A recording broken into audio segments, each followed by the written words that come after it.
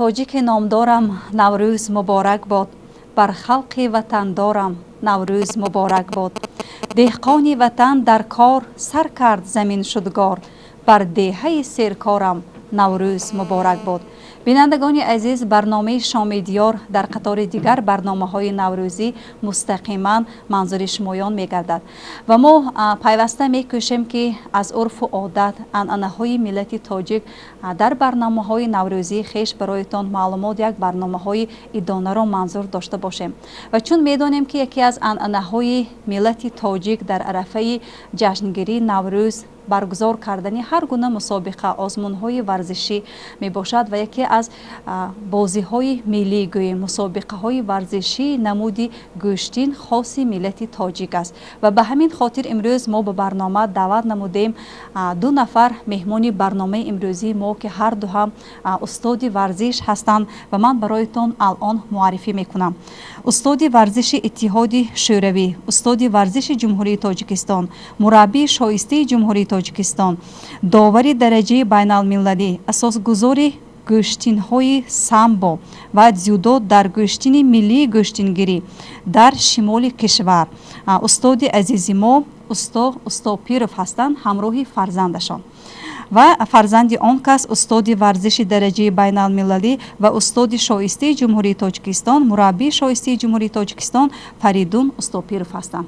қаблан ҳардуи шумоёнро ба барномаи хеш хайрамақдам мегӯям.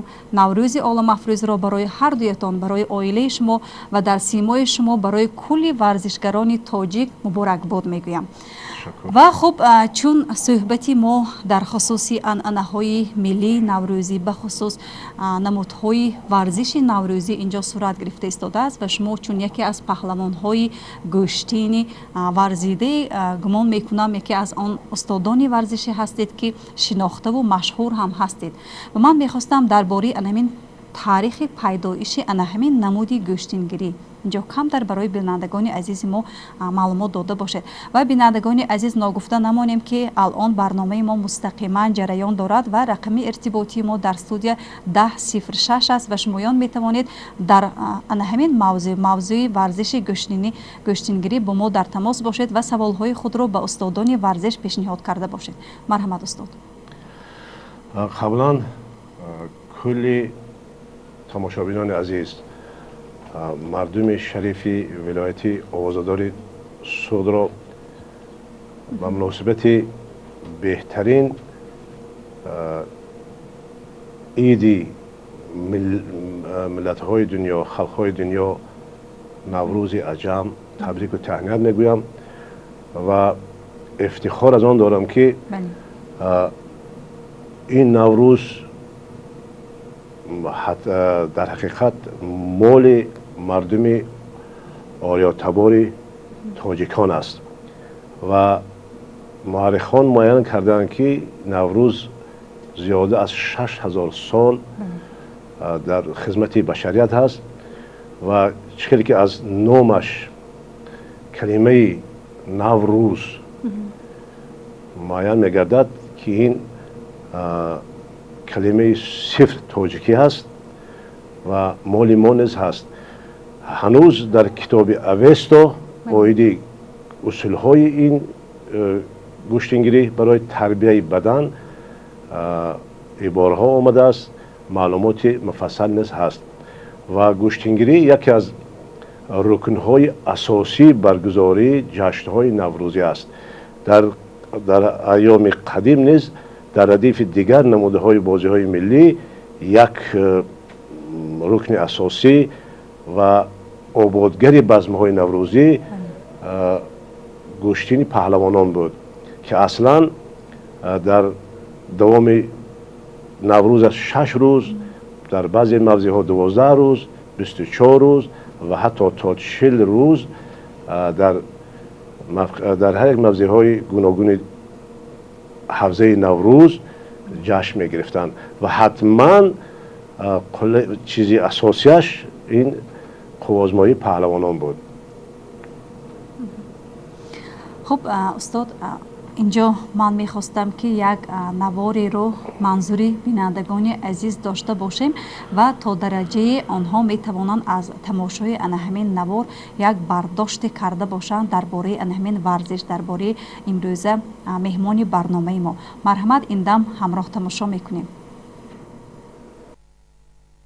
Горные вершины, холодный и чистый воздух. Таких уголков в Таджикистане множество. Здесь испокон веков рождаются люди особого склада. Суровые, молчаливые и могучие богатыри.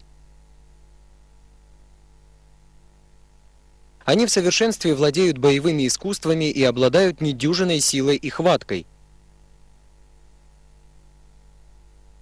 Борьба испокон веков олицетворяет выносливость, мужество и храбрость. Народ, который владеет навыками и приемами борьбы, несгибаем и бесстрашен. Даже в литературе часто воспевается образ героя-богатыря. В советское время национальная борьба была уже забыта. Только на народных гуляниях мужчины показывали свою силу. Тренер Усто Устапиров готовит будущих борцов Гуштин по особой методике, в которой совмещаются физическая подготовка с интеллектуальным развитием. Он уверен, что борец должен обладать не только силой, но и расширенным кругозором. Для меня нет слабых или сильных спортсменов. Я считаю, что сила физическая без духовности – это ничто. Она обязательно должна дополняться высокими моральными устоями. Он должен быть развит не только физически, но и интеллектуально, психически. Клуб национальной борьбы в селении Ланглиф обязан своему появлению мастеру Устапирову. Именно он в 70-х годах привнес в обыденную жизнь сельчан спортивный дух. В советские годы, пока остальные спортсмены бились за достижения страны, Усто Устапиров решил тренировать простых дихкан. Я со 2 класса занимаюсь гуштин. Сейчас учусь в 9. За это время научился многому. Каждый день я и еще 400 учеников приходим заниматься. Много лет национальная борьба таджиков была привязана к курашу, узбекскому виду борьбы на поясах. В прежние годы выдающиеся спортсмены из Китая и СССР приезжали в страну, чтобы узнать больше о древней таджикской борьбе. Сегодня известно и доказано, что основы таких видов спорта, как самбо и дзюдо, захваты рук и поддержки взяты из Гуштин. Борец Усто Устапиров прославил этим не только себя, но и родное село Ланглиф.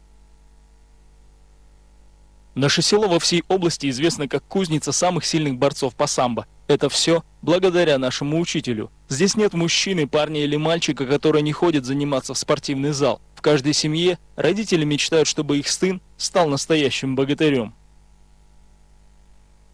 Таджикские борцы сегодня выступают практически на всех престижных международных соревнованиях. Мир постепенно стал больше узнавать о национальной борьбе таджиков. Школы Гуштингири открываются не только в Центральной Азии, но и России. Таджикских борцов сегодня можно встретить в составах команд других государств. На них повышенный спрос. В составе этой кемеровской команды в основном воспитанники нашей школы и воспитанники Северной Осетии. Осетины, да, они тоже считаются горными, а мачинские тем более горные. И вот этот природный дар им дает различие от других спортсменов. Потому что это, с одной стороны, это считается как Божий дар. Вот как приедешь в спортзал, сразу говорят, таджикская школа.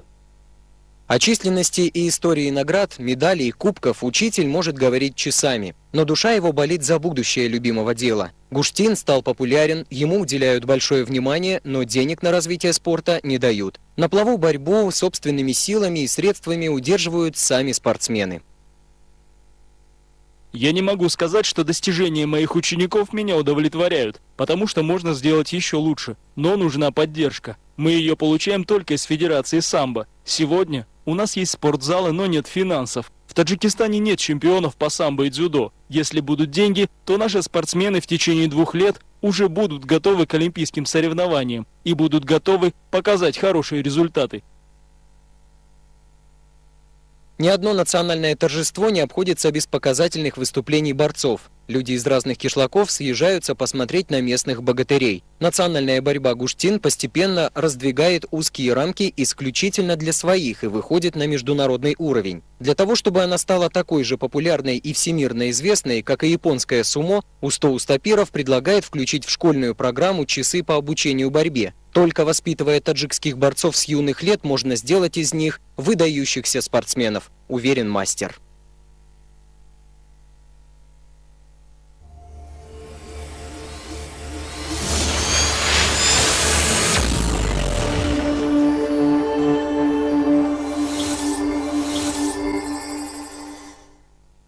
خب بینندگان عزیز، برنامه ما مستقیما اینجا ادامه خود رو مییابد و استاد چون اینجا دیدیم از زادگاه شما از منظره های دلفریب و من میخواستم از شما پرسیده باشم که همین منظره های دلفریب، همین طبیعت ناتکرار برای رونق یافتن، برای کمالیابی همچون قوه و نیروی ورزشی داشتن شمایان آیا مساعدت نمود؟ البته در حقیقت عموما محیط، باد و هوا، حتی دریاها با خاراکتر هر یک خلق و ملت تأثیری نهایت کلان دارد. مثلا اصلا گوشتینگیری، گوشتینگ هر یک ملت نیز با محیط همون موضع وابسته است. مثلا اگر بینید تمام مردم کافکاز، مردم کوهستان تاجیکستان، گوشتینگاشون بسیار همچون دریاهاشون پرجوش خروشند، قپیدن، بند و بست، سیر حرکتی. گوشتینگای مردم وادی، مردم چولستان، بیابانها، اینها به مانند همون محیطشان مثلا آرامترند. مثلا مردم وادی اصلا گوشتینگ کمربندی میگیرند، مردم آلتای، عموما همین مردم بیابان نشین، وادی نشین، اینها گوشتینگانشان به مانند دریاهاشان آرامتر است. البته باد هوای کوهستان، محیط، همون شورشر زندگی حتما به نمودهای گوشتین تاثیر میذارد و به خلق، آداب، خصلت‌های انسانی نیز تاثیر نهایت کلان دارد. خب گمان میکنم انا همین غروری مردانگی بیشتر در انا همون مردم کوهستانی مسجد بیشتر و بیشتر هویدا می شود و این لحظه همراه شما من میبینم که فرزندتان امروز در مهمانی برنامه ما هستند و فریدون استاپیروف. من میخواستم از شما پرسیده باشم که انا همین ایام طفلی شما، دوره کودکی شما که میگویند که بهترین ایام، بهترین دوره انا همین طفلی است که بیغش و به هیچ یگان مسئولیت پسی سر می شود. انا همین ایام رو شما چگونه پسی سر نمودید؟ حقیقت درست گفتید، ایام کودکی از همه ایام است که بهترین ایام، یعنی که در ایام کودکی با هر گونه بازی ها، مشق ها، تمرین های بدن، آماده سازی خود، همه این چی خیلی بگم در یاد آدم می ایستد این چیز. البته در کودکی من در تالاری ورزشی البته هر روز در همونجا میگذشت و مشق‌ها همراه پدر، همراه شاگردان پدر که از ما بزرگتر کلانسال بودند با آنها تمرین میکردیم، مشق میکردیم که یک لحظه بهترین انسانی است که فقط با تالاری ورزشی رفتن اونجا بازی مشق کردن بود برای من که بسیار لحظه فراموش نشونده برای من باشد. بله، گمان میکنم که فرزندی ورزشکار بودن هم مشکل است چون پدر ورزشکار هستند، همیشه میخواهند که انمی فرزندشان هم قوه و نیروی ورزشی داشته باشند. الان برایتان یک نواری داریم که از بایگانی است. من میخواستم منظوری بینندگان و منظوری هر دوی شمایان داشته باشیم و بعدا با صحبتمون رو ادامه میدیم. مرحمت.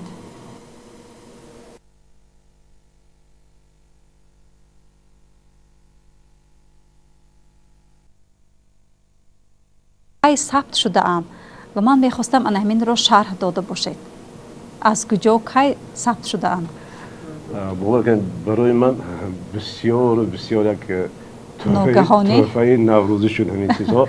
اینها در بایگانی ما نیستند. بله. این نوارها اینها اگر خطا نکنم 2007 2008 سالها بود، چون که اگر که شما من وقتی که به زبان روسی نوار میرفت و انا همین پسرکی این کامرانشاه، این فرزند شما، فرزند خردی که در 3 سالگیش باری اول بله. روزی در زهدروزش 7 январи 1900 این اصلا 1993 هست.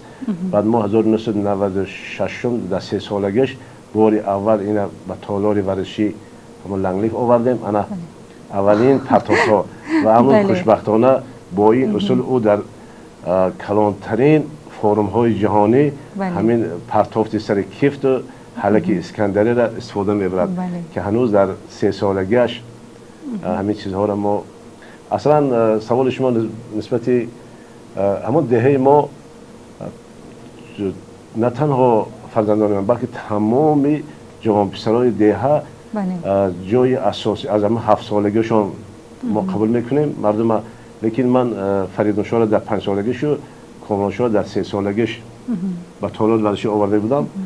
من امروز نتیجهش به همین من این کامران شاه با لباس سرخ انا پرتاب ببینید همین پرتاب اینجا همین پرتاب‌ها که ابتدایش از گشتگی ملی تاجیک است امروز در گران پری های جهانی در چمپیونات های جهان با همین اصول ها کامران شاه حریف های پرزورترین خود از دولت های ترقیاتی جهان معلوم میکند که همه همین نشانه گشتین قدیمه و گشتین زیبای تاجیکی گشتینگیری است. بله. این نوار در شهر کولاب رفتن از اولین گلدسته های اولین طیفه های اولین این از چمپیونات جهان در تبلیسی این اولین بار سال 2010 در تبلیسی چمپیون جهان شد. در فرودگاه شهر دوشنبه ما را قبول کرده ساده. این اینجا رفتیم مشق کنید. این تالار نوی که ما در شهر خوجند با پیشنهاد پیشوای ملت گشادیم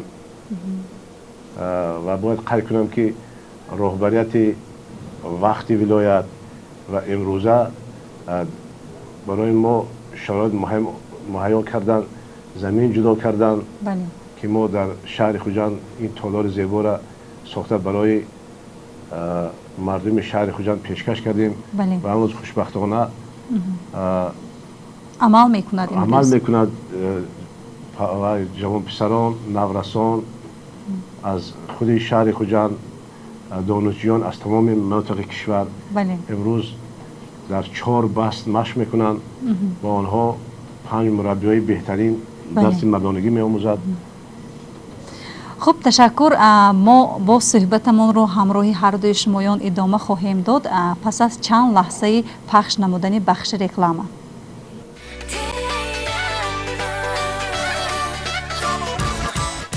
کلاسیکی همون لحظتی نوتاکرو خوش لحظت تو شاداب. Assalomu alaykum. Man Abdulayev Abdultalib, sokini shahri Xo'jand. ما همه روزه محصولات های ملاشین رازوس رو اهل علمان استفاده میبریم. به من خیلی محصولات های ملاشین رازوس خیلی پسند است. به شمایان توصیه میدهیم که از محصولات های ملاشین رازوس استفاده بریتون.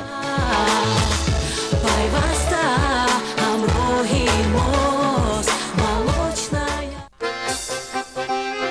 Мы создаем для каждого свой праздник. Кому-то нравятся шоколадные торты, для тех, кто любит свежие открытия, фруктовые, а кто-то любит нежный сливочный вкус. Мы стараемся для каждого клиента подходить с домашней теплотой и украсить ваш праздник тортами и пирожными от кондитерской по Росту. Выбирайте самые натуральные и качественные. Вас приятно удивят наши цены. Принимаем заказы на пирожные и торты с доставкой на ваш праздник. Кондитерская по Росту. Традиция домашней выпечки. Природа дарит нам только лучшее.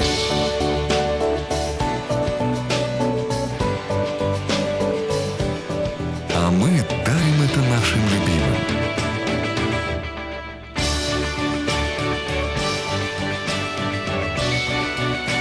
Семечки от компании Smile. Такие, как мы любим. Smile. Добрый знак качества. Хотите, чтобы ваш дом охранялся на высшем уровне? Прогресс не стоит на месте. Раньше сторожем работал человек, а теперь за него делает работу высококачественная техника. Дубай Мобайл. Камеры наблюдения, домофоны, видеокамеры для новостроек и домов, фотоаппараты, батареи и зарядники для ноутбуков, аксессуары для телефонов любых моделей, часы, очки и многое другое. Любая качественная техника на заказ. По адресу улица Ленина, 12. Дубай Мобайл. Действуй, выбирай. Амичка! Где Амичка? Зачем Амичка? Почему Амичка? А что Амичка? Амичка – это сладкий плавленый сыр. Вкусно! Ням-ням! Ман картошка пахлавон, бо ман саёҳат намо, дуру дароз роҳамон, ҳаргиз ту ақиб намон. Бозии шавқовар аз ширкати Замона. Бар ивази ҳамагӣ 300 дона карточкаи чипси табассум ва бо табассум шумо соҳиби бозии рӯи мизии саёҳати картошка паҳлавон мешавед. Картошка паҳлавон. сайёҳони чобукудонуро мунтазир аст.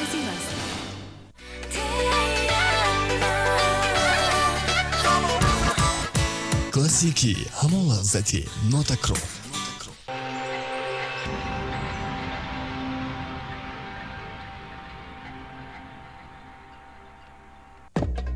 Студия текстильного дизайна «Хиджрат». Мы превращаем обыденность в изысканность. Вдохните жизнь в свой интерьер. Добавьте красок и стиля. В студии собраны роскошные коллекции из Европы и Азии. Декоративные ткани, шторы, тюль, портьеры, жалюзи и аксессуары. Приходите в студию текстильного дизайна «Хиджрат» и воплощайте самые смелые фантазии в реальность. Студия текстильного дизайна «Хиджрат». Яркие идеи для вашего дома. Наш адрес: улица Ленина, 5, дробь 2, здание Дома быта «Навруз».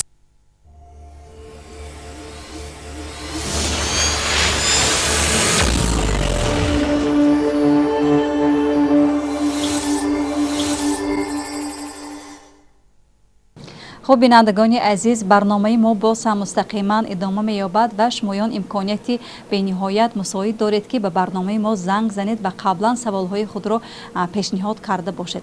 خب من می‌خواستم از شما فریدون جان اینجا سوال کرده باشم که از پدر خویش فخر می‌کنید. امروز می‌بینیم که پدر از پسران فخر می‌کنند.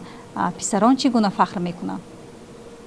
البته افتخار می‌کنیم، فخر می‌کنیم که فرزند چنین شخص هستیم، زیرا که تمام غیرت و کوشش خود را برای ما، عموما برای شاگردان خود، برای همه که در تربیت این کس هستند، با تمام هستیشان دادگی هستند. البته چون که چنین پدر افتخار کردن شرف است. شرف است برای من، زیرا که اون نتیجه‌ای که در زندگی در ساحه ورزش، اون نیروهایی که به دست آوردیم، البته با دعای پدر، با محض زحمتی همین کسی که در کالین گوشه‌گیری ما رو تربیت می‌کردن. بله. خب گمان میکنم که شمایان علاقه موقعی خود را در جمعیت دریافتید. امروز یک مقام و رسالت و موقعی خود را دارید و خب عموما شما اویله‌دار هستید. من از شما پرسیدم که آیا همین خانواده شما که به ورزش گوشتین مشغول است، فرزندان خودتان را در راهی همین ورزش گوشتین تربیت میکنید فرزندانتان را؟ البته شکرانه الله که اویله‌دار هستیم. سعودی 4 فرزند هستم، 2 دختر دارم و 2 پسر. شکرانه علاقه پسری کلانم در میدان‌های در خصوصی ولایتی علاقه برآمد کرده ایستاده است. اینچنین در نوروزی‌های ولایتی علاقه منطقه خودش در بین سن و سال خود دریافته است و برآمد کرده ایستاده است.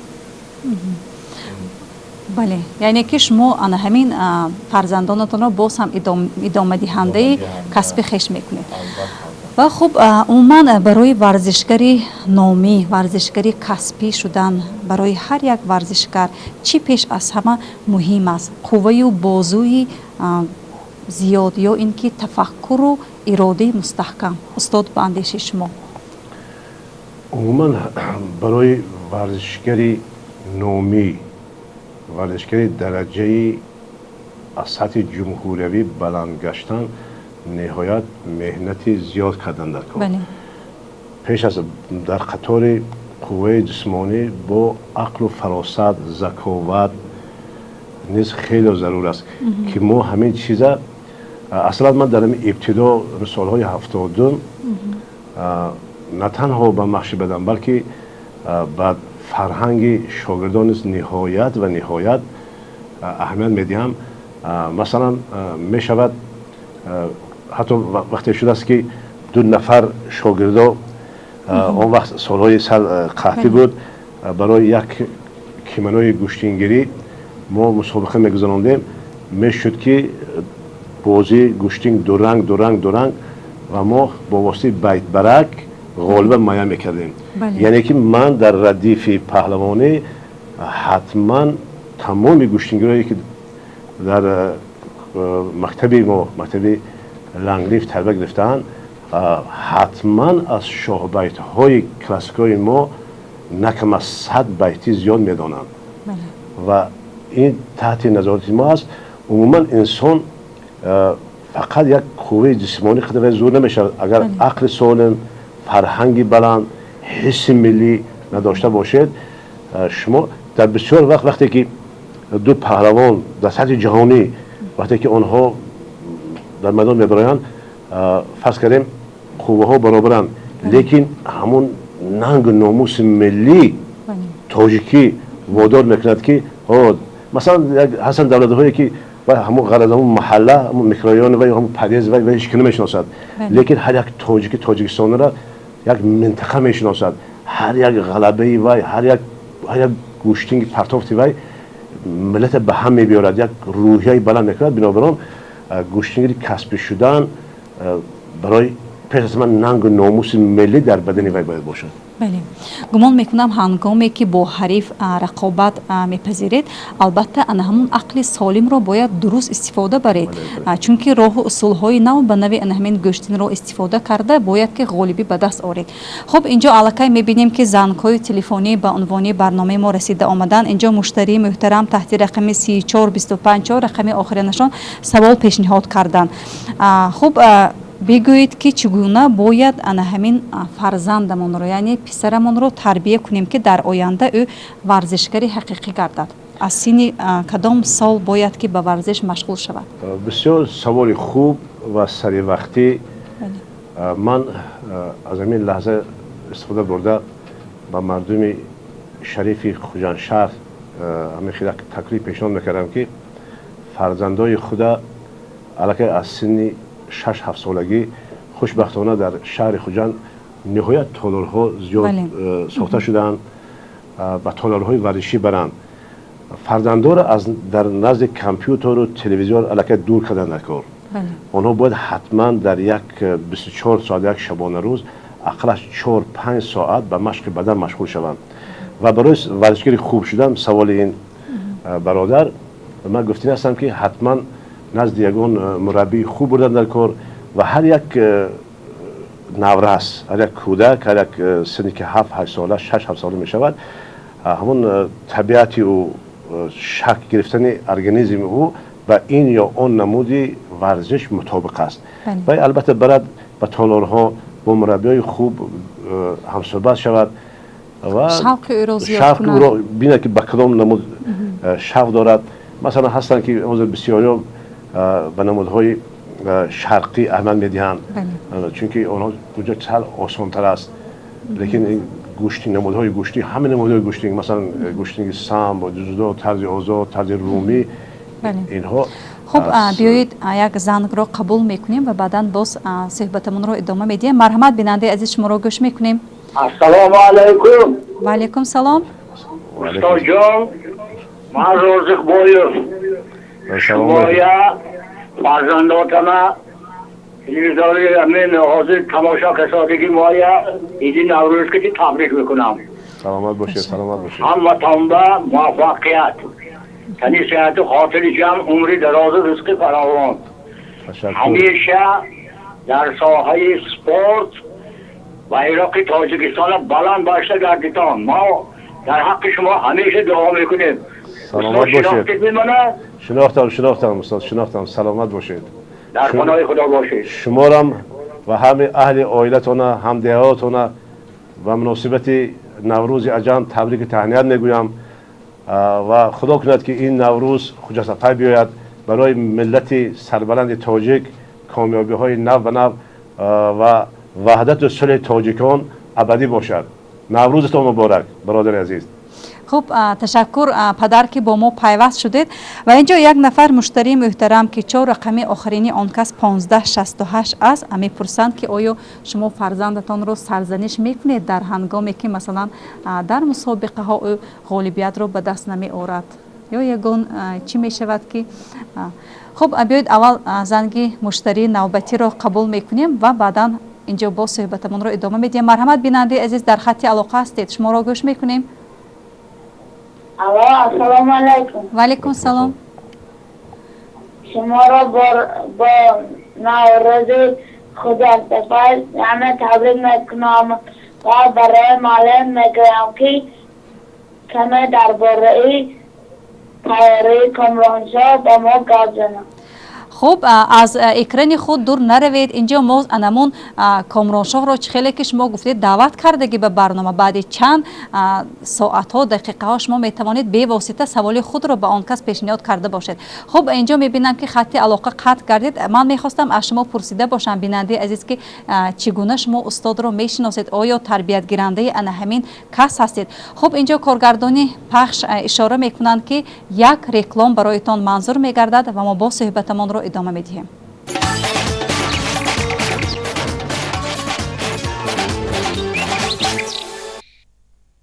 خب بینندگان عزیز، خیلی که ما گفتیم اینجا یک رکلام برایتان پیشکش کردید و ما باز پیش روی شمایان قرار داریم و اینجا خیلی که یک نفر سوال پیشنهاد کردن، آیا آن همین فرزندتان رو سرزنش میکنید؟ هر آن که به گوشتی نبرد آورد سری مهتر زیر گرد آورد. من نه تنها فرزندان بلکه شاگردان، این برآمد هر یک شاگرد اصلا وقتی که به تالار وارد میشوند برای من همه شاگردان حکم فرزندی دارند.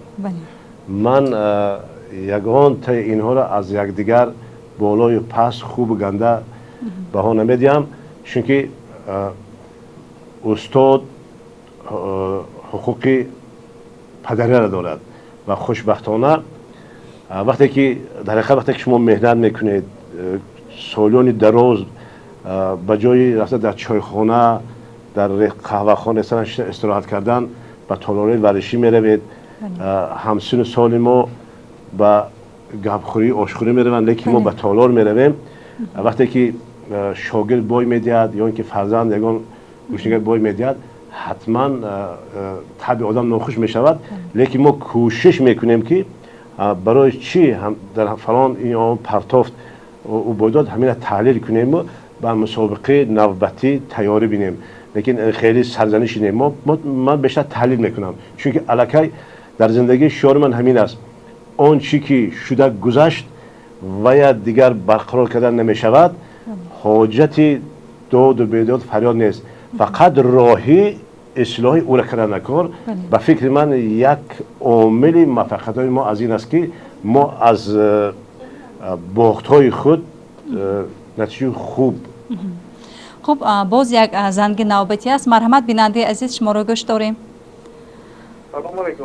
و علیکم سلام. و علیکم السلام. من استاد رو با نوروزی تبریک گفتم. ما یک مخلصی اشترینی کامرانشاه. سلامت باشید. شما تاجیک حقیقی. تو شما نظر نه. تشکر زیاد، تشکر زیاد. ما از ناحیه سپیدمن از دهه شفقت. بسیار ناز، بسیار ناز. سلام و درود ما به همه ساکنان دهه شوکت. اینا شما از قوم ما هستید. سلامت باشید، سلامت باشید. خب تشکر. سوال های خود را قید کرده گذارید. بعد چند لحظه ما صحبتمون رو به دویم فرزندی استاد اینجا دعوت کردگی هستیم. آن کس انتظار سوال های شمایان هستند و مرحمت باز یک زنگ نوبتی را قبول میکنیم. الو لبای من از خودم من در جدا مشق میکنم. میخوام که مثل کنوانسا در آینده و در مسابقه ها اشتراک کرده صاحب مدال شوم. شما انا همون کامراه شاه را میشناسید؟ از کجا؟ در تلویزیون و کنوانسا را میبینم مثل پلنگا و شیرها اخبار میکند و صاحب مدال ها میشود. خب ما نیز تمنا میکنیم که مثل انا همون برادر عزیز انا همون ورزشکار شما هم در آینده مثل انا همون کس شده باشید. خب تشکر بیننده خردکه که ما که با ما در تماس بودن. خب گمان میکنم که یک تمنیات استاد رو اگر شنیده باشند باز هم خرسند میشدن. مرحمت. برای ما بسیار خوش بود که یک جوانی که آینده نیتی میدانداری دارد، پهلوانی دارد، که این بسیار یک پیشه هست که ملت نمایندگی میکند، جوانمردی را تربیت میکند. در این راهی جوانمردی به این جوان نورس کامیابی های بی‌نظیری ورزشی هم در خواندنش. فرزند عزیز باید که از اول هم خوب مشق کنی لیکن خوبتر خوانی. وقتی که تو خواهی که پهلوان بهترین شوی باید که دانش عمیق داشته باشی. در این کار من با پدر و مادر تو منتظری خود بیان میکنم که همین یک فرزندی به عقل به ناموس تربیت کردن و باوری و دعا میکنیم که در ردیف کامرانشاه و صدها کامرانشاه دیگر در بین جوانان تاجیک به وایه رسن و در قطار آنها تونست باشی. سلامت باش. تشکر. و اینجا باز یک نفر در خط علاقه هستند. مرحمت شما رو گوش میکنیم بیننده عزیز. السلام علیکم. و علیکم سلام. محترم استاد، شما رو با این نوروز تبریک میکنم. تشکر. دویم همه بسیاری هستم که من سعودی یک کشور معلومی بازیگران برادر من نیست. استاد برزیل بینالفضا و در جواب که باشد از خاطر آنها روزان که زورم سرای این گفتنی هستم که اون از فرزند من عموما شوق و رغبت در ورزش ندارم، یکی من میخوام اینه در روی یک اسپورت تربیت کنم. مسئله شما بگید. بسیار از شما را قبلا اهل عائلتون به نوروزی خجسته تبریک تهنیت میگویم و اگر شما ساکن شهر خوجان باشید می توانید هر روز ساعت 3 به تالار ورزشی محلی بیستم بین خانه های 15-11 در اون تالار ورزشی نموده گوشنی استاپیریان ما سازمان داده ایم. با فرزند خود بیایید. ما در آنجا برای تماشابینان برای پدر و مادران جای علاهده داریم. با پسرتان بیایید 2-3 مشق اشتراک کنید، تماشا کند و حتما وقتی که وای همسالای خودم میبیند، شاید از همون مکتب خودش بچه ها رو میبیند و البته بچه را بر همون نمودهای گوشتین هوسمند کردن در کار. اگر وای رفته بیند که همسال وای، همصنف وای، رفیق وای چقدر مشق میکند، چقدر پرتاف میکند، حتما در دل وای شک پیدا میشد. من همین خیلی شما پیشنهاد میکنم مرحمت ما دائم در تالار ما کشاده بیایید تماشا کنید و ما گفتگو میکنیم با فرزند شما، چون که در گنوفون هر یک تاجیک همین پهلوانی و جوانمردی و بننگی محفوظ است. فقط بیدار کردن نکن. خب تشکر با مصلحتی همچون ورزشکاران شما و اینجا یک نفر مشتری گمان میکنم مخلصی شما هستند پرسید استادند که در سمت از جهت اقتصادی کی کمک رسانی شما کی دستگیری شما هستند. تشکر زیاد. در این دوام 5-6 سال آخر سرپرست اساسی ما حکومت ولایت سوخت رئیس فدراسیون سامبوی ولایت سوخت محترم نوروز علیویچ و ده نفران هستند که وقتی که ورزشگر به نتیجه خوب دادن آغاز کرد این ننگ و ناموس مردم میبیارد و هستن برادرها آمده خودشان سفرهای کبراشاه دستگیری میکنند. راستش اینه که طی 2 سال آخر من باید همین چیزا به تماشابینان عزیز رسانم که سفرهای کبراشاه در دوام مثلا 12 ماه زیاده از 10 ماه برای ورزشگری سطح جهانی شدن نهایت مبلغ‌های کلان ضرور است و خوشبختانه در این سمت ما را رئیس محترم ولایت ما عبدالرحمن قادری دستگیری خوب کردن، نوروز علیویچ ولیف دستگیری کردن، کمیته جوانان و سیاحی نزد حکومت جمهوری تاجیکستان، کمیته ملی المپی سفرهای علاهیده را دستگیری کردن و من باوری دارم که چقدر که حالت اقتصادی جمهوری خوبتر شود برای ورزشکاران ما با شرایط بیشتر برای اشتراک آنها در مسابقه‌های سطح جهانی بیشتر می‌گردد. بله. خب اینجا باز یک نفر مشتری محترم تحت رقم 9346 زنگ زدن و از شما میپرسند که آیا شما یگان خیل مثلا کتاب ها یا دستورهای مثلا متدی دارید در روند همین ورزشی گوشتی؟ بله، ما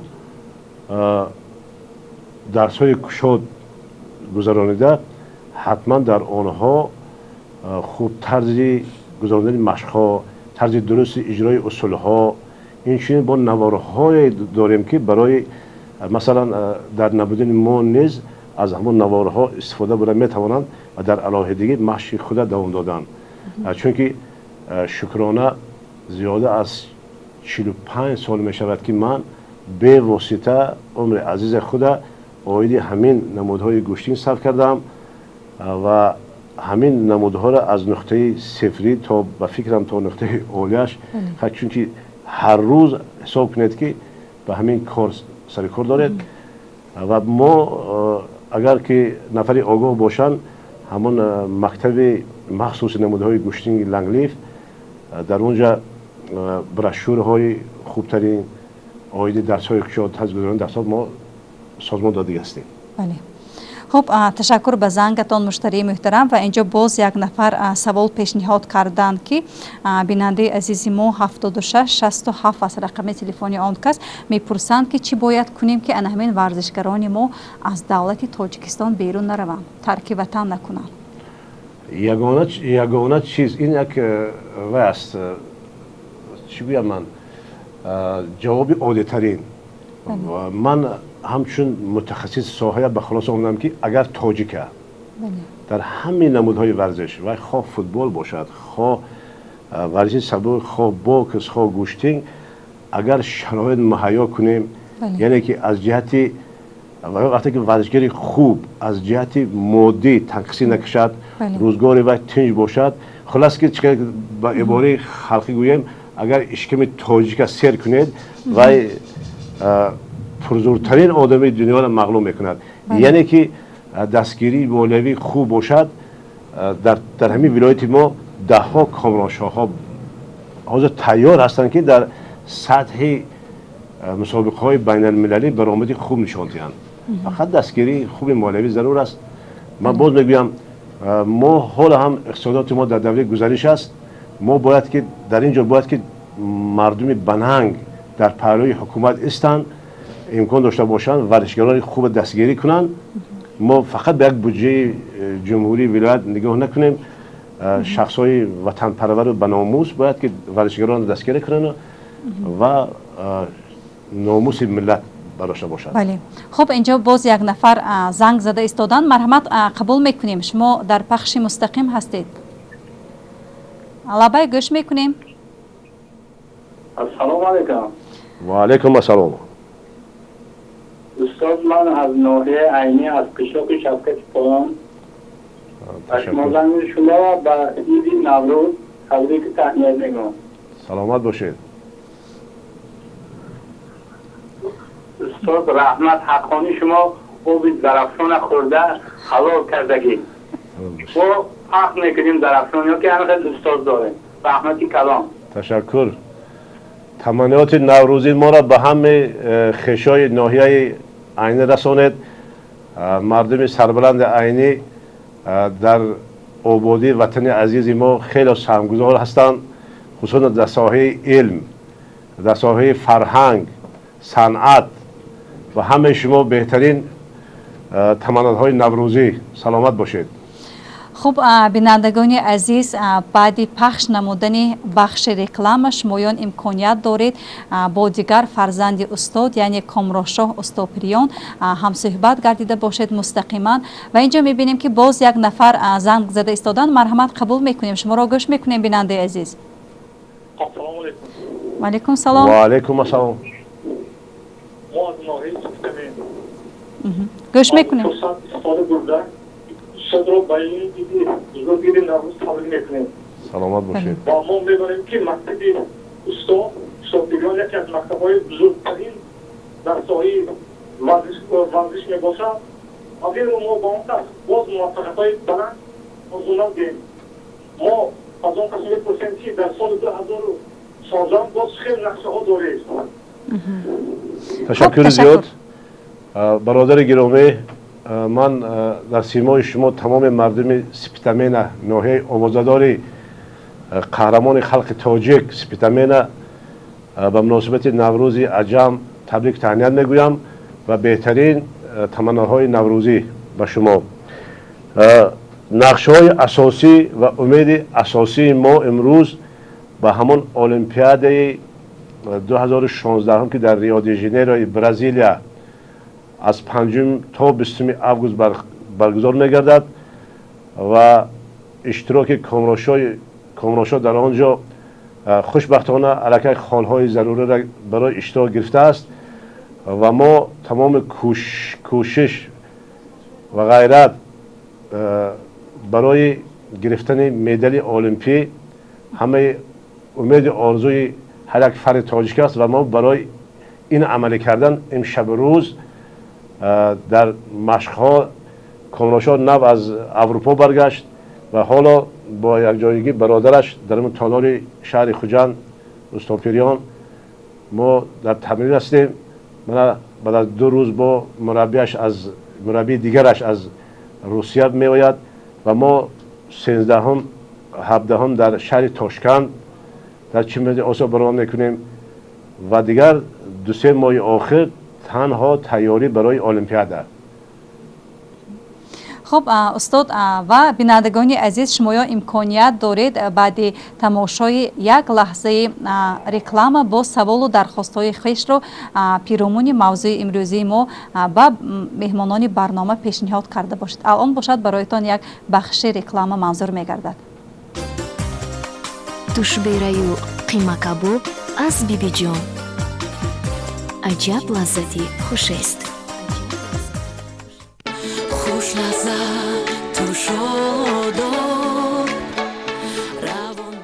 من رؤوفه شهربانو با من محصولات‌های ملاشی ردف مقبول است. به فرزندانم من هر روز از آنها میخرم. به کارکنانشان رحمت.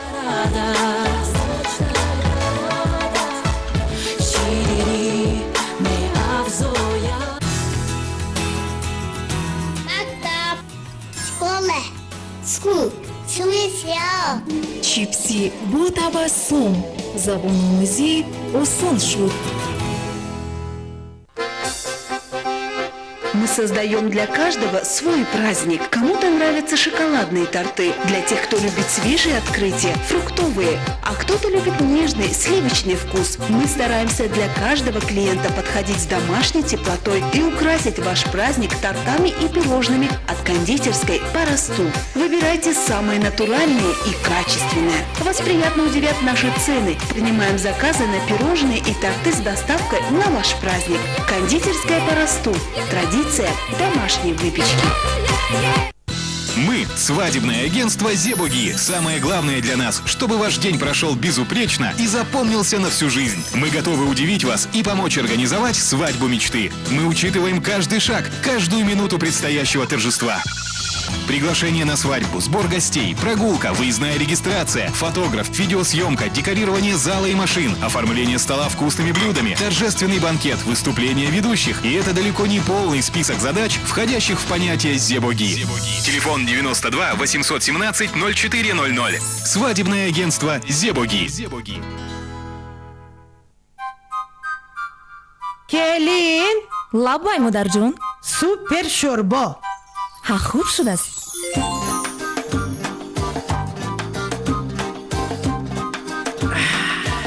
Келин! لبای Супер манту! Келин! محصولات شرکت اسمایل خوشحالی نزدیکان شما.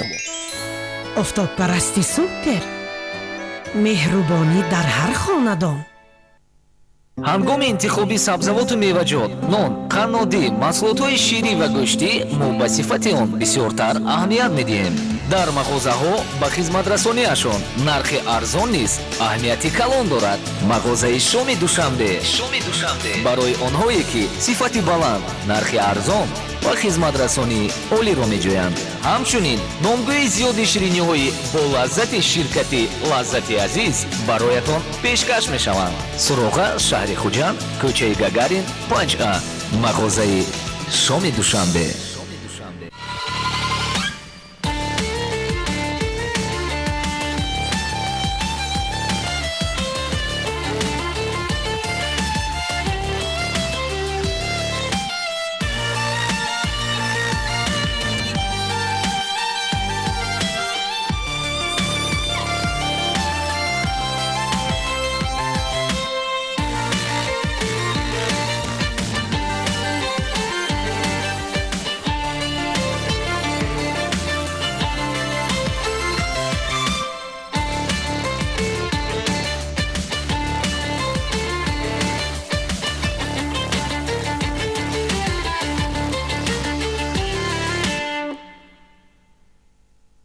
К нам приходят с разными задачами. Одни ищут финансовой независимости, другим нужна новая машина, третьи хотят построить дом, четвертые решили создать семью. Микродепозитная организация «Стандарт Молия» предлагает кредиты для развития бизнеса и потребительские кредиты всем гражданам Таджикистана. Современные стандарты менеджмента, низкая процентная ставка, гибкий график погашения и высококвалифицированные кредитные эксперты помогут вам в кратчайшие сроки получить кредит для решения ваших проблем. Ваша кредитная история может быть хорошей или вообще ее может не быть. И специально для вас формируем индивидуальную кредитную программу. И самое главное, мы выдаем кредиты в Сомони, и эффективная процентная ставка составит 18%. Также мы предлагаем другие услуги, как расчетно-кассовое обслуживание, интернет-банкинг, выдача и отправка денежных переводов в национальной валюте внутри Республики Таджикистан, отправка и выплата денежных переводов из любой точки и в любую точку России по системе «Золотая корона» и «Контакт». Принимаем депозиты физических и юридических лиц по более выгодным процентам.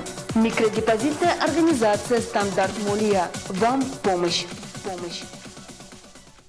Ворота являются визитной карточкой хозяина и его жилища. УСТО Оривджон предлагает услуги под ключ. Мы сами спроектируем, произведем, доставим и установим выбранную вами металлическую, стальную, железную продукцию. Бронированные двери, кованые ворота, решетки, изгороди, козырьки, перила, винтовые лестницы, сейфы. Мы работаем по каталогу с любыми размерами и цветовой палитрой за короткий срок. Защита и безопасность вашего дома с УСТО Оривджон. Наш адрес – рынок Дусти, рядом с рынком машин. Амичка! Где Амичка? Зачем Амичка? Почему Амичка? А что Амичка? Амичка – это сладкий плавленый сыр. Вкусно! Ням-ням! тушбераю қимакабоб аз бибиҷон. аҷаб лаззати хушест.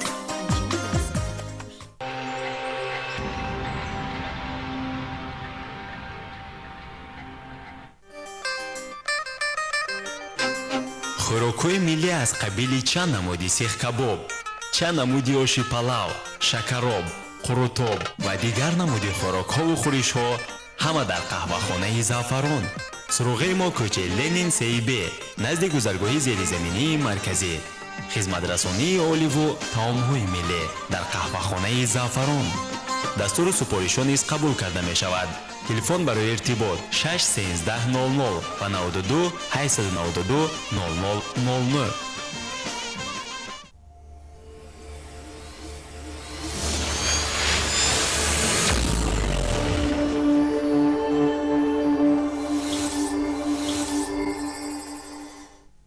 бинандагони азиз, хуб барномаи мо боз ҳам мустақиман идома меёбад ва имрӯз дар арафии таҷлили наврӯзи фархундапай мо тасним гирифтаем ки паҳлавонони асил, варзишгарони варзинда, онҳое ки дар ҳақиқат ҳам машҳури дунё гардиданд, дар ин барнома меҳмон карда бошем. Ва алон чихеле ки шумо худ шоҳид ҳастед, дар паҳлӯи ман устоди азизи мо ҳамроҳи фарзандашон, фарзанди дуввуминашон ки шумоён мешиносед, ҳоҷат ба муаррифӣ кардан ҳам нест, Комроҳшоҳ Устопирён, чемпиони ҳафткаратаи ҷаҳон, ғолиби шоҳҷоизаҳо, устоди дараҷаи байналмилалӣ ва устоди шоистаи ҷумҳурии Тоҷикистон, аъзои дастаи яккачини олимпияи ҷумҳурии Тоҷикистон оиди гӯштини дзюдо. Ва инҷо чун дида истодаем ки як нафар занг мезананд, биёед аввал қабул мекунем. Марҳамат, шуморо гӯш мекунем бинандаи азиз. خب کمتر بلندتر. و علیکم سلام. و علیکم السلام. دوستان محترم، من شما را به عید نوروز از صمیم قلب تبریک می‌گویم. تشکر. از ناحیه اسکیدامین قصیده ینگاباد. سلامت باشید. سلامت باشید. سلامت باشید. و همه پهلوانان جمهوری، خصوصا شاگردایش، بازباری ها، خلافای عرب را تشکر زیاد. در سال 2015 برای همه پهلوانان تاجیکستان سال پرفیض و قرار بود. خب تشکر به زنگتان. سلامت باشید. سلامت باشید. شما هم به مناسبت نوروز خجست‌پای تبریک تهنیت میگویم. من میدانم که همدیهای شما نیز به این پهلوانی مشغول هستند. برای همه مردم این دهه شما که بسیار پهلوانای خوب دارد و ما از آنها امیدهای کلان نیز داریم که در ردیف پهلوانای خوب تاجیک آنها نیز پرچمبردار وطن میشوند. تشکر. خب و اینجا برادر عزیز کامروهشاه شما رو پرسیدند بینندگان عزیز ما و ما با وعده‌مون امروز وفا کرده. باز هم طی همین ساعت‌ها با شما هم صحبت می‌شویم و قبلا من می‌خواستم برای آن نفرانی که مخلص اشدی شما هستند در خصوص مظفریت‌ها، غالبیت‌ها اینجا سخن کرده باشید. سلام من تمام مردم تاجیک را به عید نوروز مبارکباد میگویم. در دوام 5-6 سال اخیر من در سطحی‌های بلند ورزشی رسیدم، چون که در سراول در مسابقه‌های ولایتی، جمهوری، قطعوی و جهانی اشتراک میکردم و پرچم جمهوری را با بالا میبراشتم. از سال 2013 من به نمود گوشتین زودا نمود المپی سر کردم، با مسابقه رفتن در مسابقه های جام اروپا، گراند پریکس، گراند سلام در این مسابقه اشتراک میکردم و سزاوار مدال ها گشتم. در سال 2014، 2015 و 2016 خالهای بازی المپی 2016 سر شد. من خوشبختانه خالهای ضروری را گرفتم و در ریتینگ جهانی در وزن 90 کیلوگرم در مابین 380 نفر در جای 13 قرار دارم و همه کوشش‌های خود در این است که همین سال اساسی است برای هر یک ورزشگر، چون که بازی المپیک در پیش است در ماه آگوست. من میخواهم که برای هموطنان خود یک برگ سبز، یک مدال المپیک هدیه کنم. بله، تشکر. در این چمپیونات، در این المپیاد ما برایتان پیش از همه موفقیت را تمنا میکنیم. مخلصانتان از شما امید و آرزوهای زیاد اینجا انتظار هستند و خوب همین در هر یک ساحه مشکلی هست. خوب برای همین ساحه ورزشی عموما برای گشتنگیری چی مشکلات امروز پیش روی شمایان می آید؟ راستی گپ در این مسئله برای من از من کلانتر پدرم هستن، برادرم هستن، مربیای من. اینها برای من فقط میگن تو برای ما خوب تمرین کن، دستاورد برای ما مدال بیار. در این مسئله چی تنقیصی میکشی، چی کمبوده داری، این از طرف ماست. از تو فقط مشق و تمرین و در مسابقه شرف تاجیکستان را بلند برداشتن. خب تشکر. و در همین جاده موفقیت های شما، غالبی شما همچون یک مشهورترین چمپیون شدن، در قطاری مثلا پدرتان چون استاد هستند، به شما هم پدر هستند هم استادی میکنند، باز کرا استادی اصلی خود میشد ثابت؟ سرمال پدر سبب من به این نمود ورزش شدن پدر بزرگان ما بودند که پدرم به این نمود شغل ورزیدن و دوام دهنده پدر برادرم بود و دوام دهنده کاری پدر برادر بعد برادر من و امروز جیانچه من فرزندان برادرم ما دوام دهنده کاری پدر و بابا کلانای خود هستیم. باز من بغیر از پدر و برادر یک مربی از فدراسیون روسیه دارم، ولادیمیر الچنوف، که او مربی رسول باقیف بود. در بازی المپیک او را تیار کرد.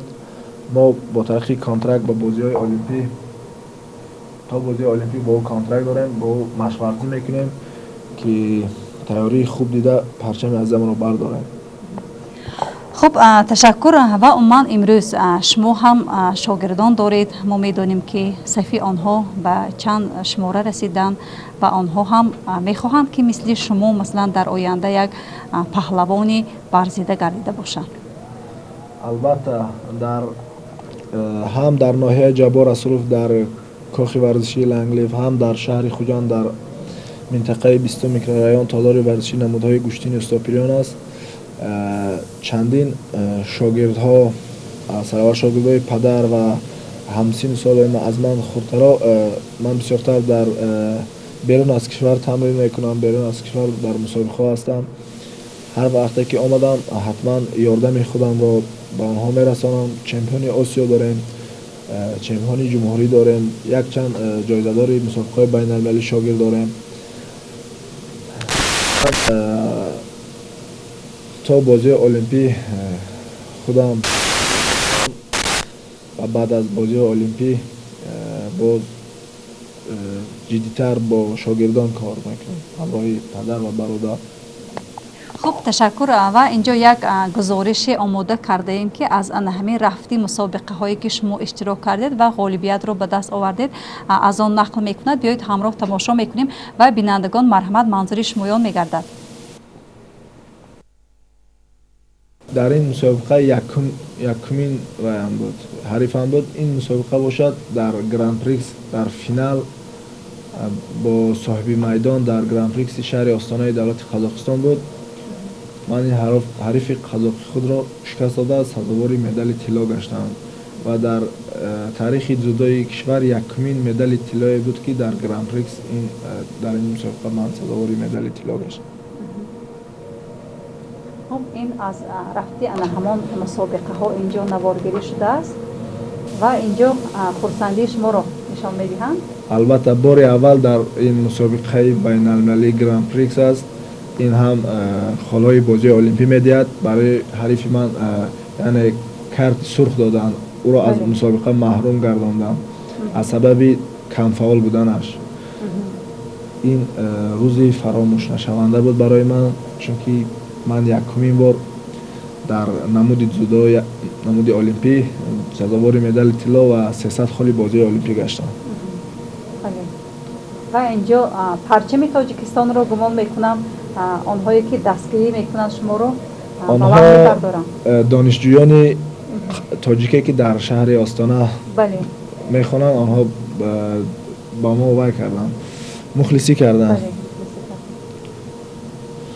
این مربی روسیایی من است، ولادیمیر ایلچینی است. ما در شهر مسکو پیش از این مسابقه تمرین کردیم و این نتیجه دسترس گشته. الان میبینیم کدام دولت است؟ اینجا در شهر بکوی دولت آذربایجان است با حریف خود از ازبکستان شرالی جورایف است. این سال 2014 است در فکر من در اینجا با آگاهی مغلوب گشتم از این حریف خود و سال گذشته در شهر تشکند در دولت خود این پهلوان خیلی نامی است شرالی جورایف، در شهر تشکند من این را مغلوب کردم. در واخری برآمدم به فینالی نهایی.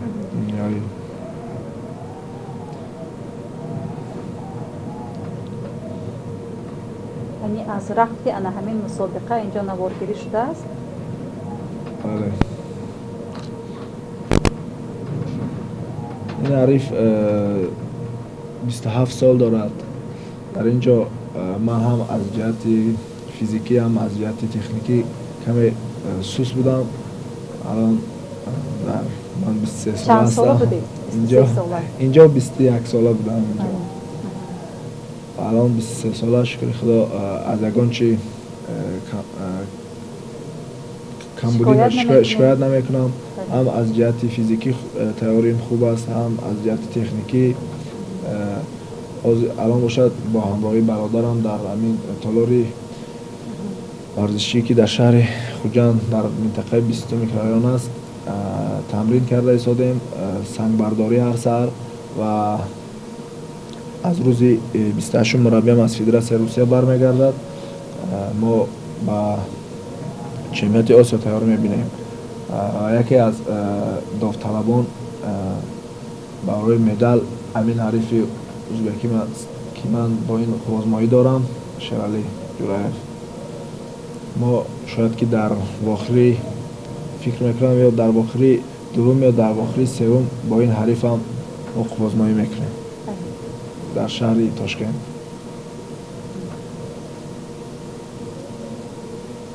اینجا دیگر گوشتین سر شد. پهلوانان از آذربایجان و از فدراسیون روسیه هستند.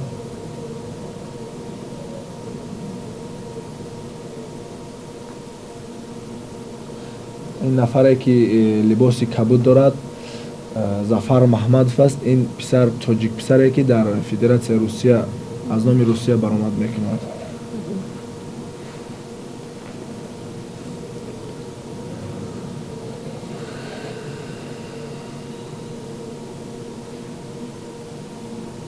خب در همین لحظه ها علاقه غالبیت نصیب شما گردید.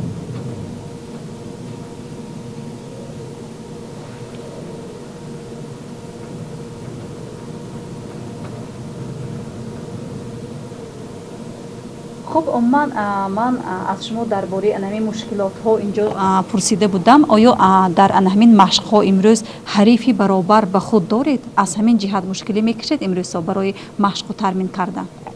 در تاجیکستان اینجا میبینیم که پرزیدنت جمهوری تاجیکستان برای شما شخصا انهمین مدال ها رو تقدیم میکنند. من میخواستم درباره انهمین شرح این سال 2015 در شهر خوجند نوروزی بین المللی بود که من در آنجا شاه جایزه نوروزی بود، نوروزی پرزیدنتی من در اینجا غالب گشتم و نصیبی این автомобیل گشتم از دست پیشوای ملت رئیس جمهوری محترم جناب علی محمدی رحمان این کلیدی ماشین را به من هدیه کردم. بله. برای خدمت‌های شایسته. البته و در اینجا محترم جناب علی به من گفتن که هر جایی که تو در مسابقه شرکت میکنی تو فکر نکن که تنهایی 8 میلیون اهالی تاجیک در تو رو دستگیری میکنن و به من این خیلی یک الهام دیگر و یک روحیتی بلند داد این سخن پیشوای ملت.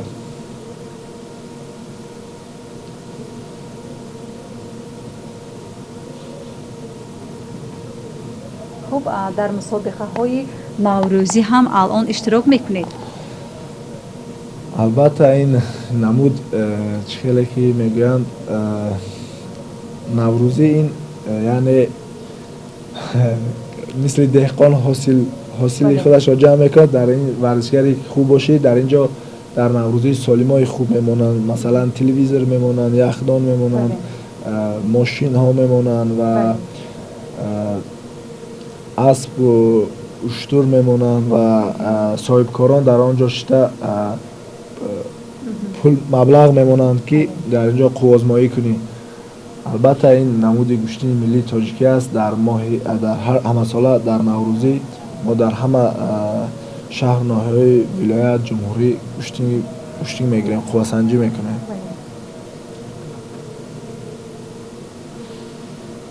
اینجا مراسم همین ترس سپاری رفته ایستاده است. البته روزی فراموش نشونده است. من آرزو میکردم که در نوروزی قهرمان گردم، صاحب شاهجایزه گردم. اشکرانه خدا میکنم که این روزا به من میسر گردید. ولی چقدر مردم با هوس نگاه میکنن و افتخار هم میکنن که در تاجیکستان چنین پهلوان ها هم هستند. البته اینجا ما باید قید کنیم که 4 دولت همسایه نیز اشتراک داشت. ازبک ها، قرغیز ها، قزاق ها و در حضور پرزیدنت روز دوم از 5 وزن گرانوزها، وزن 80 90 100 و جمع 90 2 نفری بهترین ها را جدا کردند و در حضور جناب عالی با اشتراک زیاده از 7000 ساکنان خوجندشهر و مهمانان خارجی کاماشات توانست که شرف ولایت ما را حمایت کند و در همین مسابقه 4 نفر دستپروران ما صاحب مدال طلا گشتند و از جهت دستوی مقام اول ولایت سوسول گرفت. این جواب ما بود به همون دستگیری های رئیس محترم ولایت.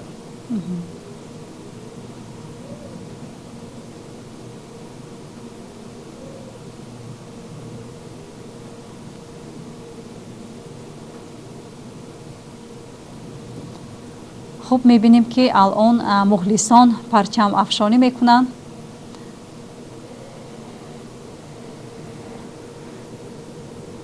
در همین لحظه ها شخصا سرور دولت باز چی ها رو علاوه کردن، چی گفته ایستادن؟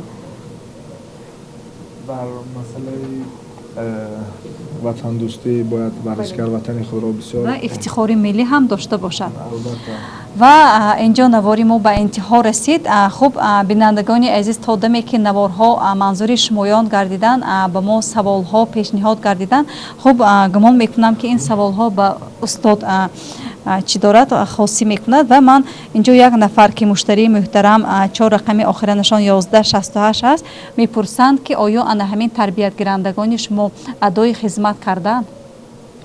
بله، اون نفرایی که برگون دانشگاه عالی داخل نمیشوند و وظیفه‌دار هستند که خدمت کنند البته میروند. با بسیارشون بعدی تمام کردن مکتب‌های عالی موافق نظامنامه خدمت حربی 1 ساله میروند. اصلا هر یک جوان تاجیک این وطن باید خودش رو حمایت کنند. بله. من گمان میکنم که همین بعد مکتب عمومی، مکتب میانه گویم، باید که همین عموما بچه‌ها همشون مثلا خدمت کنن بعد خدمت بعد به مکتب عالی داخل شوند یک بسیار خوب میشد. عموما خدمت وطن یک فرض است برای هر جوان مرد. من این فرض حساب میکنم و دائما تلقی میکنم که این وطن باید که جوان مردای جسور حمایت کنن و باید در سرحدات پهلوان ها هستند. بله. همین خیر.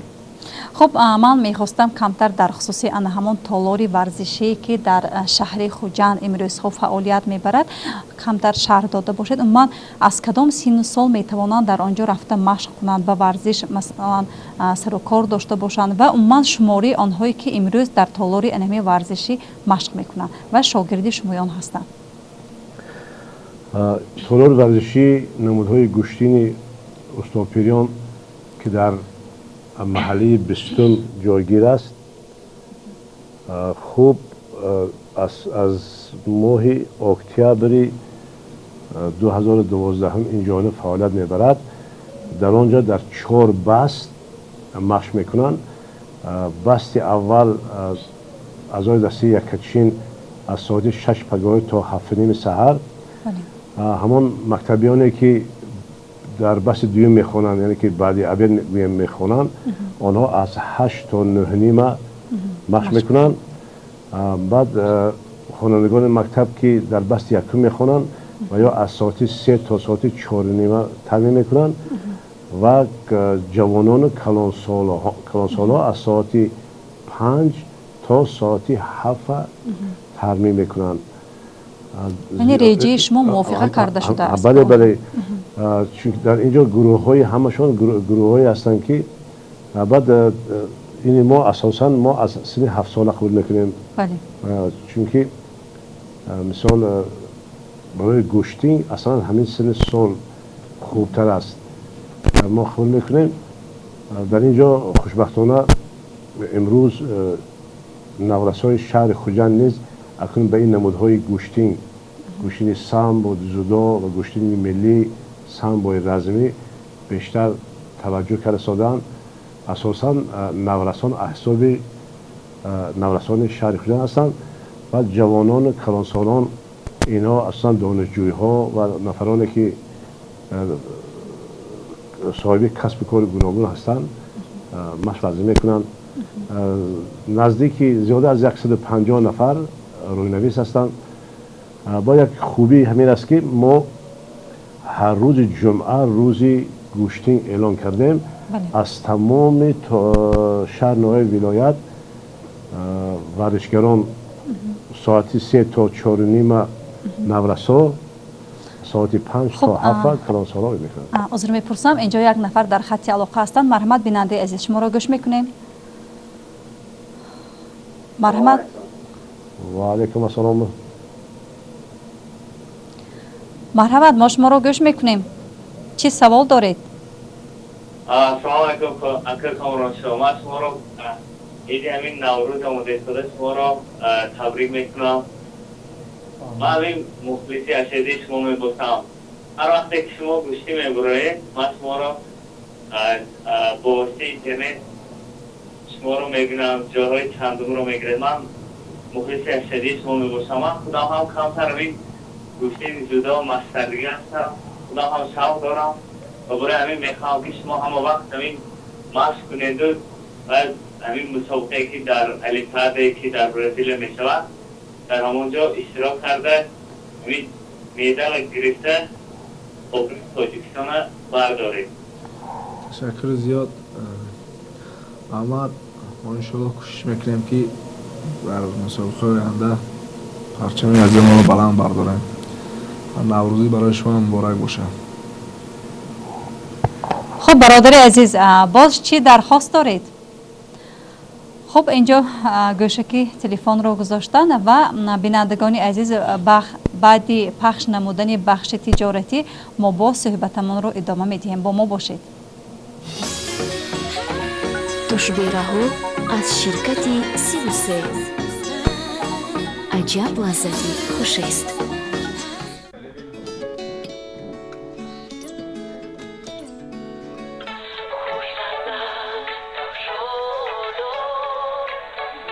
روان بخشی جان зиндагии ширин, молочная радость. Ширине неавзоят, хушхули. Все мечты могут сбыться. Главное — поверить в них.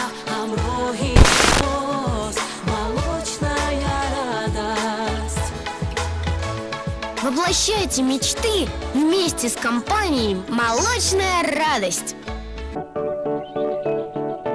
Природа дарит нам только лучшее.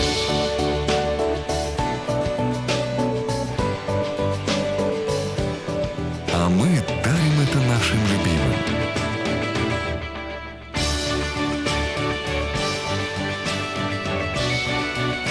Семечки от компании Smile. Такие, как мы любим. Smile. Добрый знак качества.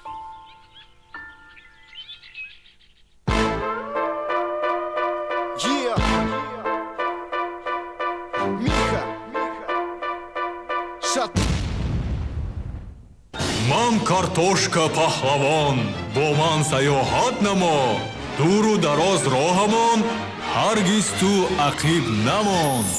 бозии шавқовар аз ширкати замона бар ивази ҳамагӣ 300 дона карточкаи чипси табассум ва бо табассум шумо соҳиби бозии рӯи мизии саёҳати картошка паҳлавон мешавед. Картошка паҳлавон сайёҳони чобукудонро мунтазир аст. Мы создаем для каждого свой праздник. Кому-то нравятся шоколадные торты. Для тех, кто любит свежие открытия, фруктовые. А кто-то любит нежный, сливочный вкус. Мы стараемся для каждого клиента подходить с домашней теплотой и украсить ваш праздник тортами и пирожными от кондитерской «Парасту». Выбирайте самые натуральные и качественные. Вас приятно удивят наши цены. Принимаем заказы на пирожные и торты с доставкой на ваш праздник. Кондитерская «Парасту». Традиция домашней выпечки. Хотите, чтобы ваш дом охранялся на высшем уровне? Прогресс не стоит на месте. Раньше сторожем работал человек, а теперь за него делает работу высококачественная техника. Dubai Mobile. Камеры наблюдения, домофоны, видеокамеры для новостроек и домов, фотоаппараты, батареи и зарядники для ноутбуков, аксессуары для телефонов любых моделей, часы, очки и многое другое. Любая качественная техника на заказ. По адресу улица Ленина, 12. Dubai Mobile. Действуй, выбирай. Ворота являются визитной карточкой хозяина и его жилища. УСТО Оривджом предлагает услуги под ключ. Мы сами спроектируем, произведем, доставим и установим выбранную вами металлическую, стальную, железную продукцию, бронированные двери, кованые ворота, решетки, изгороди, козырьки, перила, винтовые лестницы, сейфы. Мы работаем по каталогу с любыми размерами и цветовой палитрой за короткий срок. Защита и безопасность вашего дома с УСТО Оривджом. Наш адрес: рынок Дусти, рядом с рынком машин. Амичка! Где Амичка? Зачем Амичка? Почему Амичка? А что Амичка? Амичка – это сладкий плавленый сыр. Вкусно! Ням-ням! офтобпарасти супер. меҳрубонӣ дар ҳар хонадон.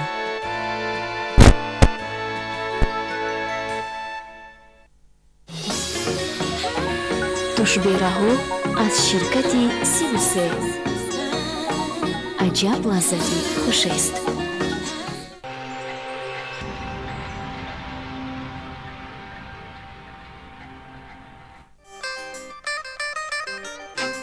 хӯрокҳои миллӣ аз қабили чанд намуди сехкабоб, чанд намуди оши палав, шакароб, қурутоб ва дигар намуди хӯрокҳову хӯришҳо ҳама дар қаҳвахонаи Заъфарон. суруғаи мо кӯчаи Ленин 3Б назди гузаргоҳи зеризаминии марказӣ. хизматрасонии оливу таомҳои миллӣ дар қаҳвахонаи Заъфарон. дастури супоришҳо низ қабул карда мешавад. телефон барои иртибот 61300 ва 92 892 0000.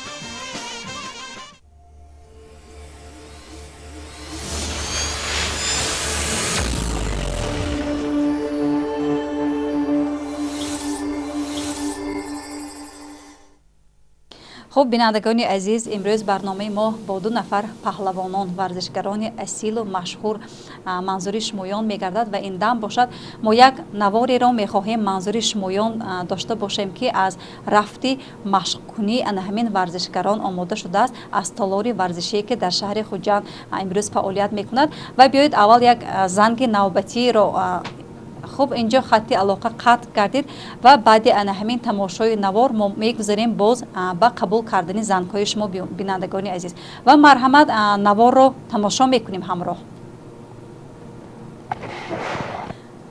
این تالار ورزشی در منطقه 20 میکرورایون است در شهر خوجند.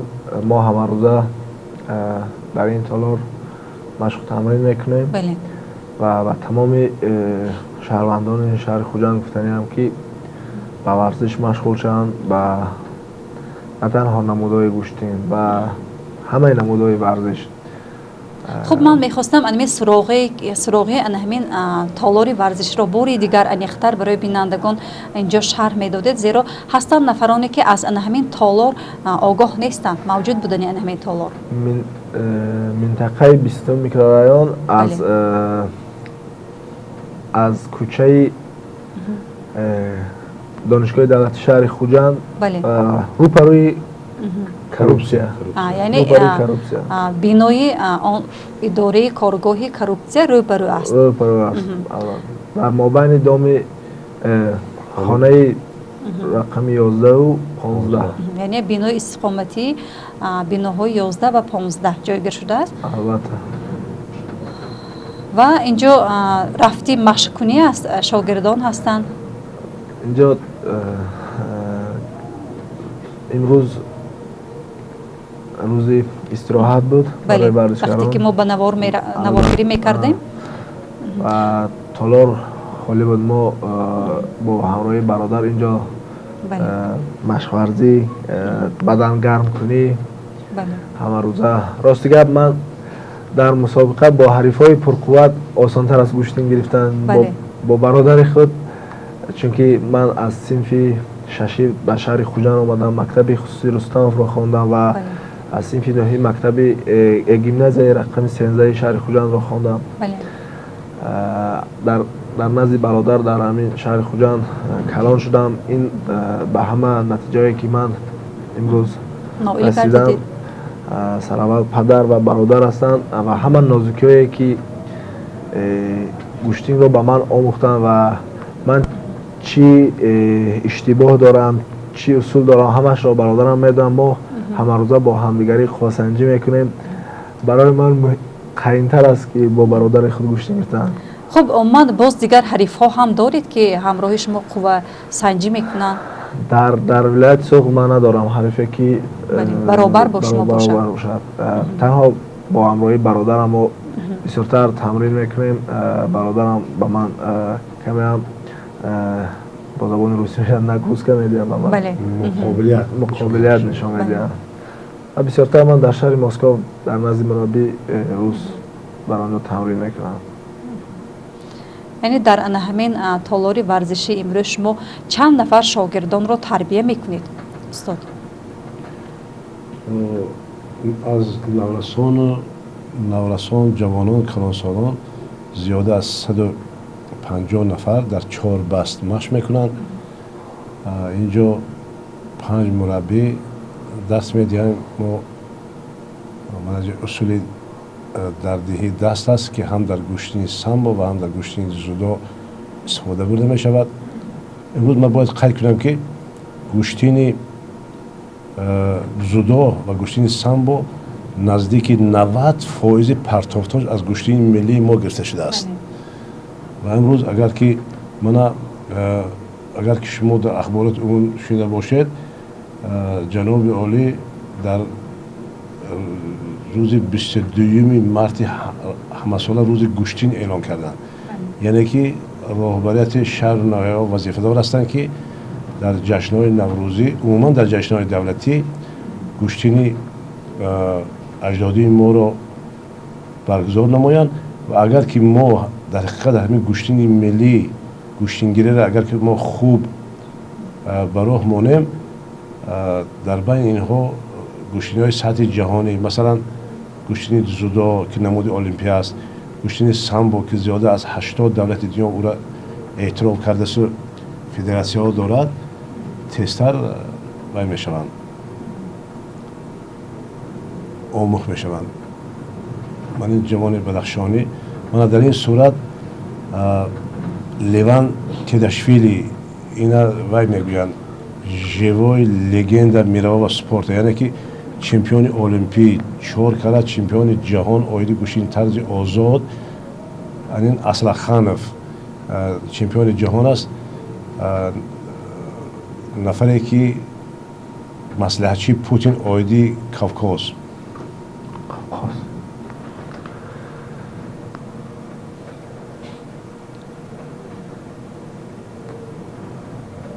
این ورزشکاران ولایت سوق مربی‌ها دستاوردهای 2 ساله‌ای که از موزه ها مونده است، ما با موزه های و یا میسپاریم دیگر بر نمیگردانند. یعنی انمی مونده انمی دستاوردها هستند. بله بله. نادر هستند، ما بگم هر یکی این دستاوردها. نه رسول باقیف یگانه تاجیکی که مدال برنجی المپی دارد آید زودا. من این جامعه که سال گذشته از جانب جناب عالی همچون غالب مطلق داده شد. خب تشکر استاد. و من میخواستم از همین کامراه شاه اینجا پرسیده باشم که مثلا هر یک چی ورزشگر در دل خب بیایید اول زنگ نوبتی بیننده رو قبول میکنیم. مرحمت بیننده عزیز. سلام علیکم.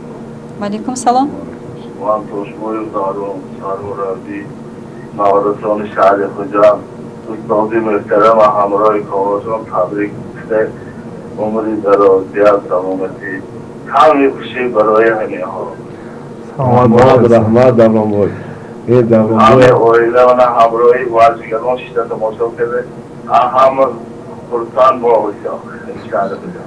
سلامت باشم.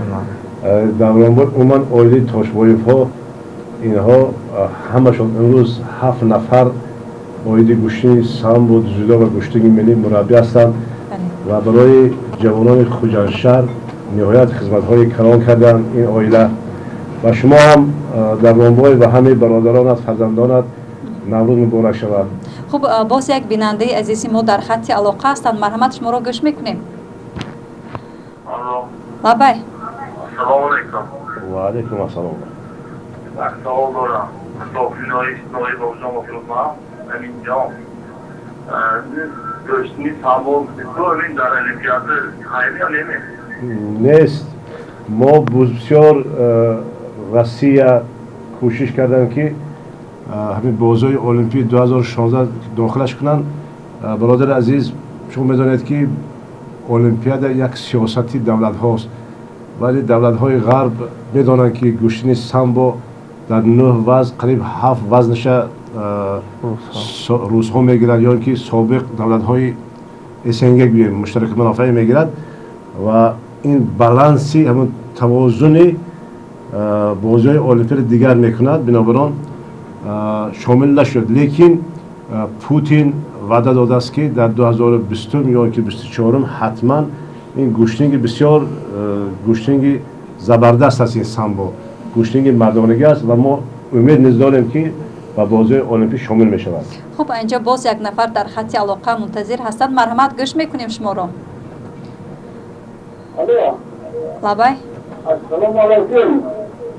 و علیکم السلام. خیرون اسدخور خرید همکسی استودیو از محلی انگیز تو المدان.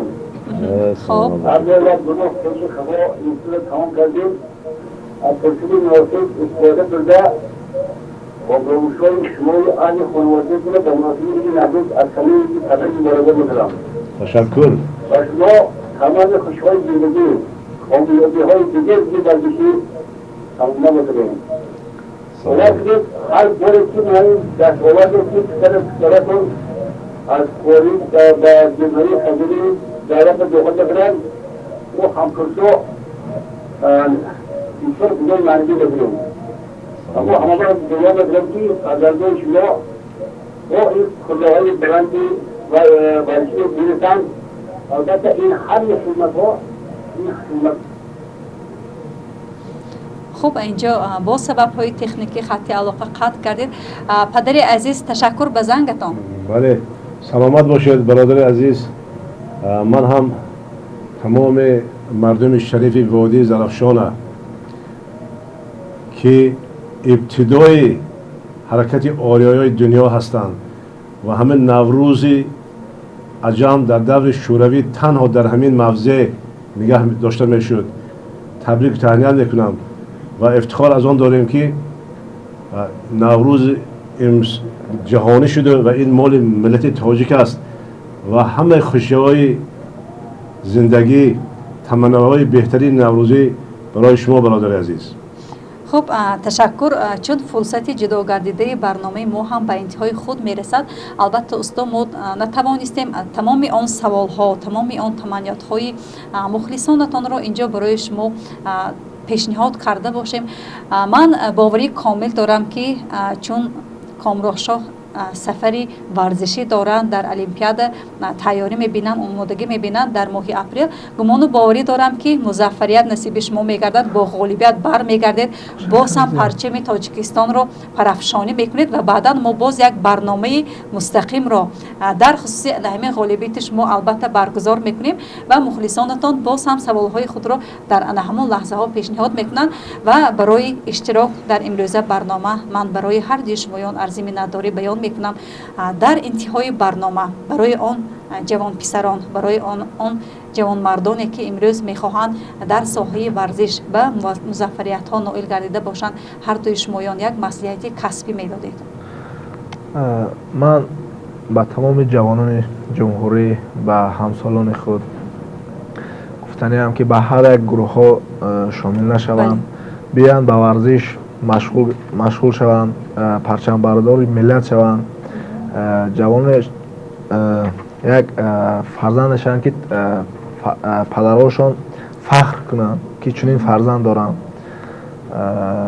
و من از این فرصت استفاده برده به حکومت جمهوری تاجیکستان، به حکومت ولایت سوخ، به پرزیدنت فدراسیون سامبوی ولایت محترم نوروز علیویچ سپاسگزاری خود را بیان کردنیم که با دستگیری آنها من به این نتیجه بلندی ورزشی رسیدم. خداوند از آنها راضی باشد.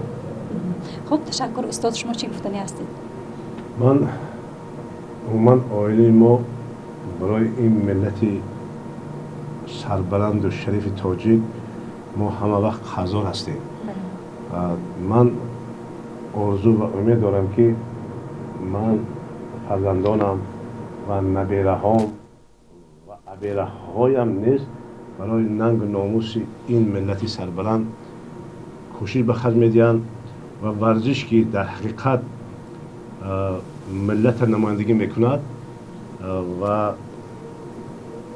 یگانه امیدی هست که با سبب فعالیتش یعنی غلبهش پرچم دولت برداشته می شود و این پرچم زیبای تاجیکستان دائما در مسابقات سطح گوناگون، بلندترین مسابقات سطح جهانی بلند برداشته می شود و برای این در این کار من تمام مردم شریف تاجیک، جوانان جسور تاجیک دعوت میکنم بیایند تنها در ورزشگاه ها برای به مشق بدن مشغول شوند و برای ننگ و ناموس ملت، شرف ملت کوشش بخرج دهند.